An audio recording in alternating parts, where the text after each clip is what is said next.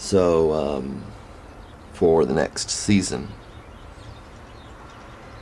Um, so you see a betterment in the crop. When in some cases the crop is even there, you see betterment. But the plant to become better, to become adapted to its soil, rather than some anemic, wimpy thing. It accepted its environment and tried to grow its environment. It didn't decide, well, I'm going to uproot myself and get planted someplace else. Didn't have that decision.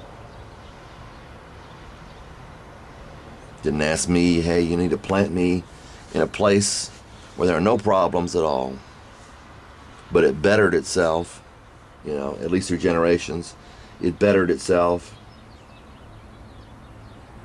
And we are averse not only to what we feel like we can't handle, but often to what we know we can. That we feel that it's just best to avoid it all. And it's kind of like the old story of eating broccoli, Your kids don't want to eat broccoli, but you try to make them. And I believe this is a part of the love of God, where we are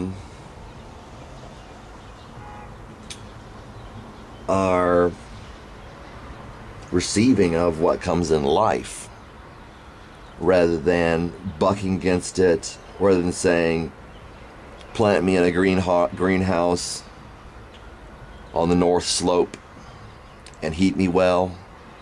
Heating, air conditioning, we've become so accustomed to these things. Whereas heating, in many places, often is necessary. We want to be comfortable, and I'm not saying that's wrong. But we put ourselves in social situations where we can forget about God. We put ourselves in social situations where things will go smoothly, regardless of the cost that it is biting ourselves, that it's coming back to bite us. While we envy or may be impressed by people who know what they're talking about, we don't see the point of an education. And if an education, something like in biology, or something in art perhaps, if we're impressed by that, and we feel like we'll get credit for that, we feel like it's worthwhile. And sometimes people just go into stuff because they feel like it's worthwhile.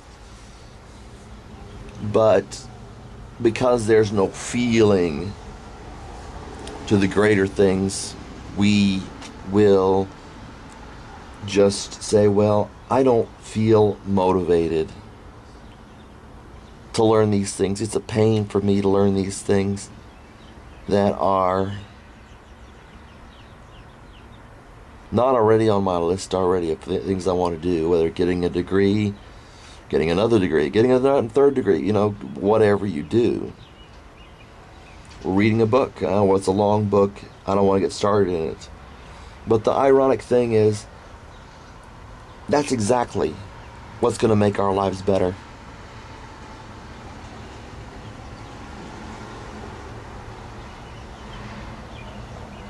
There's a gardener, and I agree with him as far as I can tell. Seems to make sense. He says you want to starve your plants of nutrients until they start to produce fruit. And I think that's what God does. If you want the banquet, if you want to eat the produce,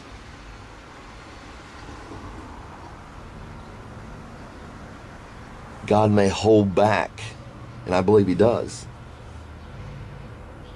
until you are fully mature and producing fruit to some extent. Say, well, that's unfair. Why does God want to hurt me now? This is a misconception about God.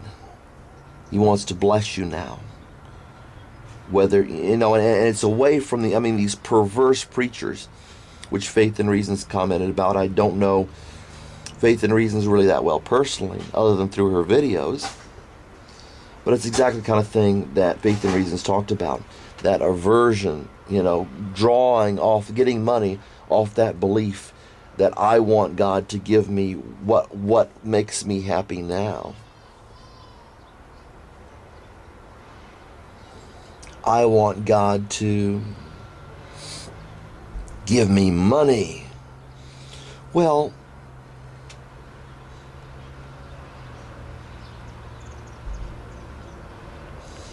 you want growth in a Christian life, and just flooding a plant with nutrients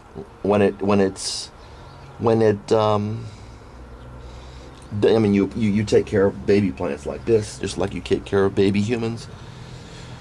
Or theoretically, and this is, I suppose pretty theoretically, as far as what is considered a Christian today. But, with people, you are gentle with them when they're tender like this. Whereas you may be rough with them a little bit for their best. And God may allow difficult situations for their benefit. It is exactly the opposite of the suffering of the Bible. When you, as Faith and Reasons has well said, when you will put aside your life in Christ, put aside the resistance you get just for living a good life, following Christ, living a good life and following Christ, by stepping in His steps, is the Oswald Chambers book, which I thought was pretty good. It may be good, for your little, your little Christian people with pixie wheels on their caps. But